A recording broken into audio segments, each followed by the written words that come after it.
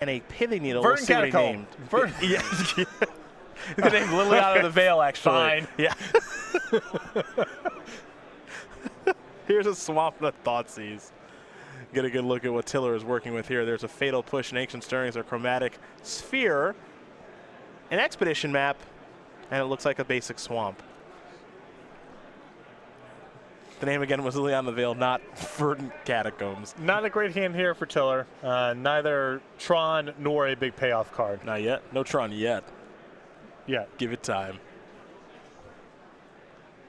Kind of a slower matchup, so you're able to keep a hand like this. You've got Push to take care of a Dark Confidant, which Herrera does have 4 copies of, or a Tarmogoyf, so stem the early beats. I think Pithing Needle is kind of a sketchy card against Jund. Not my favorite. They have a lot of artifact removal that's incidental. Trying to keep something on the table against them is hard. The spheres and the stars, you know, you're just sacking that stuff, that's fine. But the stuff that needs to be on the table to be effective, especially, you know, there's not one lights out card that you can really name. Also, it's tough, too, because I think if Jund has additional artifact removal in their sideboard, they're going to bring it in. Right. Take care of Worm Coil Engine, try to snag an Expedition map if they have an Ancient Grudge or something. So Needle's chances of staying on the battlefield strike me as pretty low. You also just need, you know, you need a lot of stuff against them. They're attacking your hand, they're attacking your lands. It requires a lot of redundancy to be able to get Tron online and start doing something. And I don't know if you have the wiggle room for some of the, you know, less powerful reactive cards. Ancient Stirrings is going to find an Urza's Tower, and there's Chromatic Sphere, and now we go back over to Joseph Herrera. Herrera picked up a copy of Abrupt Decay.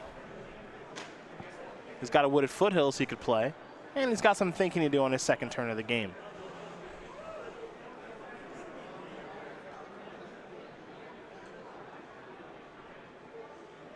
And Herrera should have an idea of all the cards in Tiller's hand at this point. The only thing he doesn't know is the top card of Tiller's deck. And I think Herrera was giving a read there to see if the sphere was destroyed, could be destroyed, if it cantripped off the sacrifice or if it went to the graveyard, because the sphere and star are different. He might just be going after that. Potentially. Now, it is Chromatic Star. Now, if it gets blown up, you draw a card. Chromatic Sphere, you do not.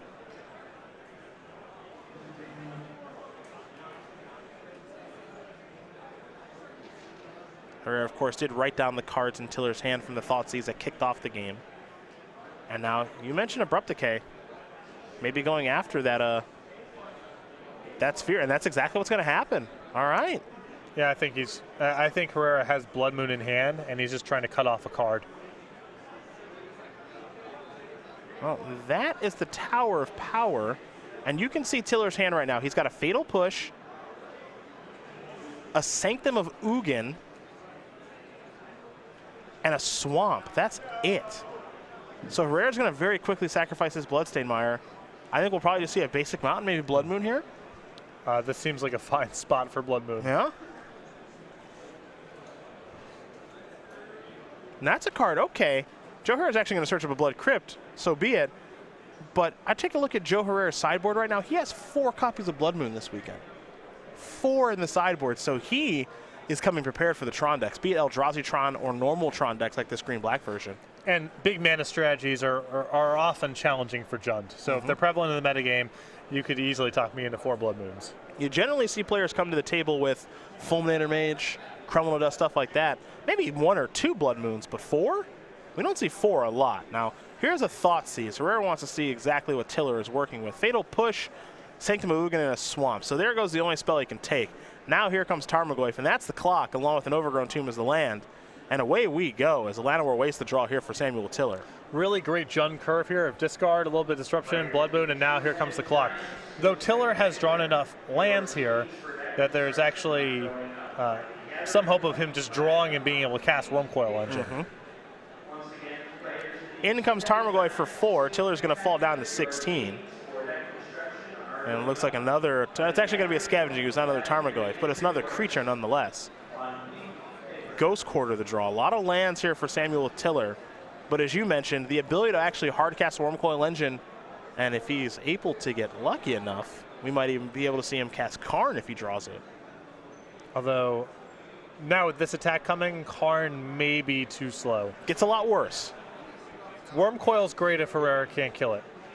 The follow-up is another. Now it's got to be Worm Coil Engine, as there's another Tarmogoyf. Tiller going to draw a card. It's going to have to be a good one there, Samuel. And that didn't look like it was anything of consequence. It was not. And Joseph Herrera is going to win this match over Samuel Tiller 2-1. Jund going to take care of green and black Tron, but it's actually